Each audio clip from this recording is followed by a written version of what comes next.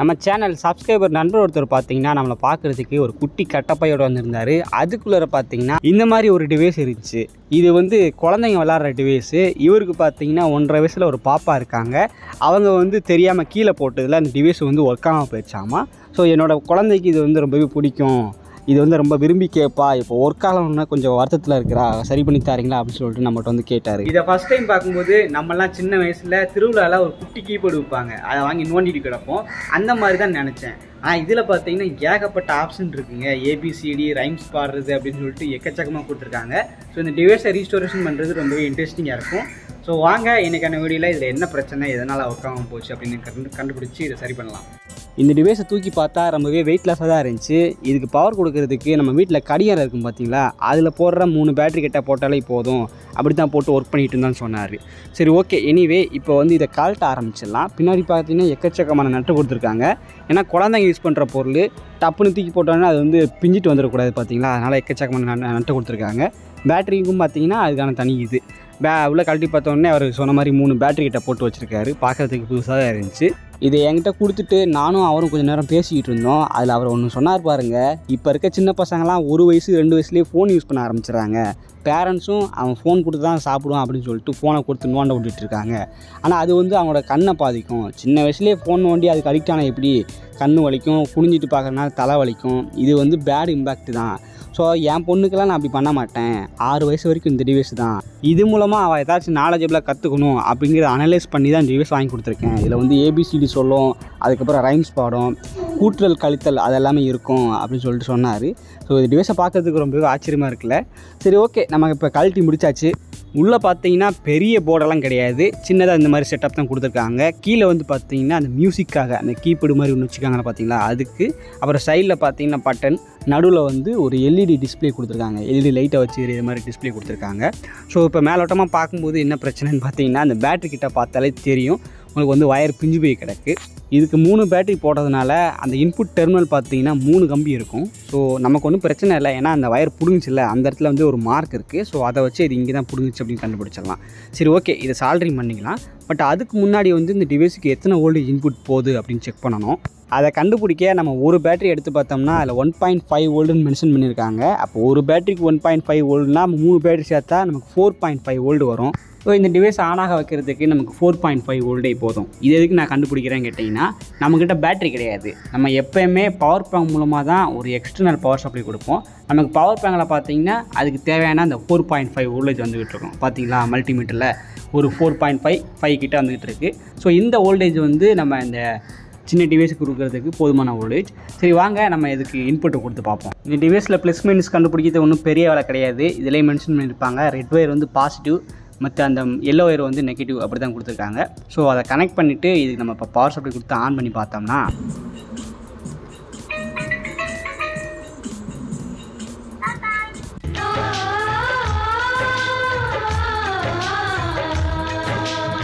அவ்வளோதாங்க. நான் சொன்னேன்ல, சின்ன பசங்க விளையாடுற டிவைஸ் வந்து பெருசாக டேமேஜாக இருக்குதுன்ட்டு. நாங்கள் கீழே தூக்கி போடும்போது ஏதாச்சும் ஒரு வயர் தான் விட்டுருப்போம், இல்லைனா ஏதாச்சும் நட்டு ஏதாச்சும் லூஸ் ஆகிருக்கும். ஸோ நான் பவர் சப்ளை கொடுத்துட்டு ஒரு 4-5 டைம் செக் பண்ணி பார்த்தேன். இதை தவிர்த்துட்டு வேறு எதுவும் பிரச்சனை கிடையாது. என்ன லைட்டாக ஆஃப் ஆகுது.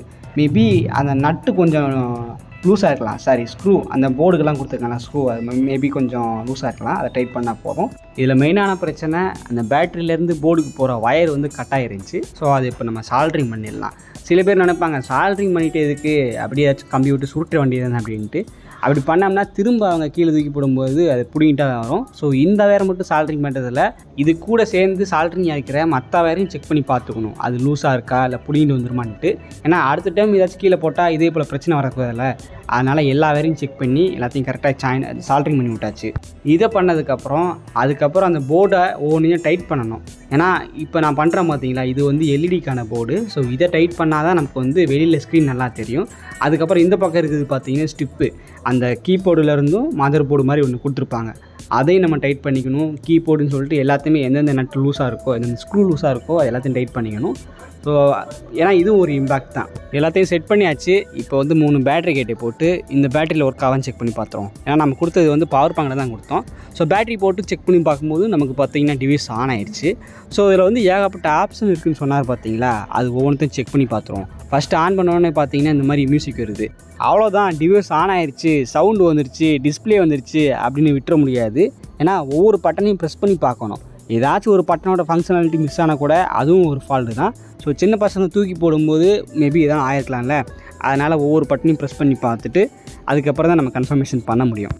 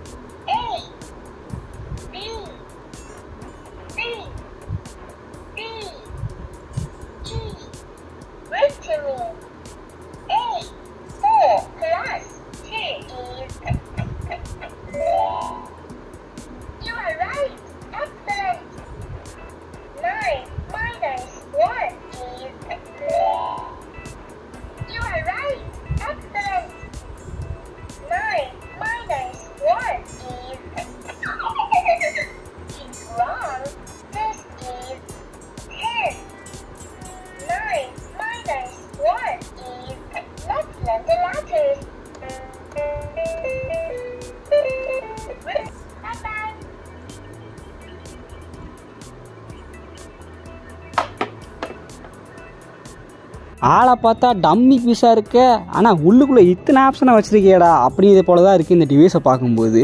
ஸோ உள்ளர பார்த்தீங்கன்னா ஏபிசிடிலாம் அப்படியே தாராளமாக சொல்லித்தருது. கால்குலேஷன் பார்த்தீங்களா, 9 - 1 எத்தனான்னு கேட்குது. நம்ம தப்பாக கொடுத்தா இது தப்பு, இதான் ஆன்சருன்னு சொல்லிட்டு அப்புறம் வேறு ஒரு கால்குலேஷன் கொண்டு வருது. இது உண்மையிலே வேறு லெவலில் இருக்குங்க இந்த மாதிரி டிவைஸ் எல்லாம். ஸோ இந்த மாதிரி டிவைஸை நம்ம சின்ன பசங்களுக்கு கொடுக்கும்போது அவங்க கொஞ்சம் நாலேஜில் கற்றுப்பாங்க. ஸோ நம்ம சப்ஸ்கிரைபர் நண்பர் பார்த்தீங்கன்னா அந்த டிவைஸ் கொடுத்தார்ல, அவர் உண்மையிலே எக்ஸலன்ட். இந்த மாதிரி ஒரு டிவைஸ் தேர்ந்தெடுத்து அவனோட பசங்களுக்கு கொடுத்துருக்காங்க. இந்த டிவைஸை ஒர்க்காக வச்சாச்சு. இதில் பார்த்தீங்கன்னா ரொம்பவே சின்ன பிரச்சனை தான், அதை சரி பண்ணதுக்கப்புறம் இப்போ நல்லா ஒர்க் ஆகிட்டு இருக்கு. இந்த மாதிரி சின்ன டிவைஸை சரி பார்த்ததில் எனக்கு ரொம்ப ஹாப்பி. அதை விட ரொம்ப நாள் அந்த டிவைஸ் ஒர்க் ஆகலேன்னு சொல்லிட்டு கவலையில் இருந்த அந்த பாப்பா பார்த்தீங்கன்னா இதுக்கப்புறம் அந்த டிவைஸ் பார்த்தாங்கன்னா ரொம்பவே சந்தோஷமாக இருப்பாங்க. ஸோ உங்களோட பசங்களுக்கும் இந்த மாதிரி சின்ன வயசுலேயே செல்ஃபோனை கொடுத்து அடிமையாக்காமல் இந்த மாதிரி டிவைஸஸை வாங்கி கொடுத்தீங்கன்னா மேபி அவங்களுக்கும் யூஸ்ஃபுல்லாக இருக்கும். அவங்க அட்லீஸ்ட் ஏதாச்சும் நாலேஜில் கற்றுப்பாங்க. ஸோ இந்த மாதிரி டிவைஸை நான் கொஞ்சம் அனலைஸ் பண்ணி பார்த்தேன். அதில் ஒரு 4-5 டிவைஸ் எனக்கு மாட்டுச்சு. அதோட லிங்க்கெல்லாம் நான் ப்ராடக்ட்டில் ஆட் பண்ணுறேன், தேவைப்பட்டால் அதை யூஸ் பண்ணி வாங்கிக்கோங்க. ஸோ தேங்க்ஸ் ஃபார் வாட்சிங். அடுத்து ஒரு நல்ல வீடியோவில் மீண்டும் சந்திக்கலாம்.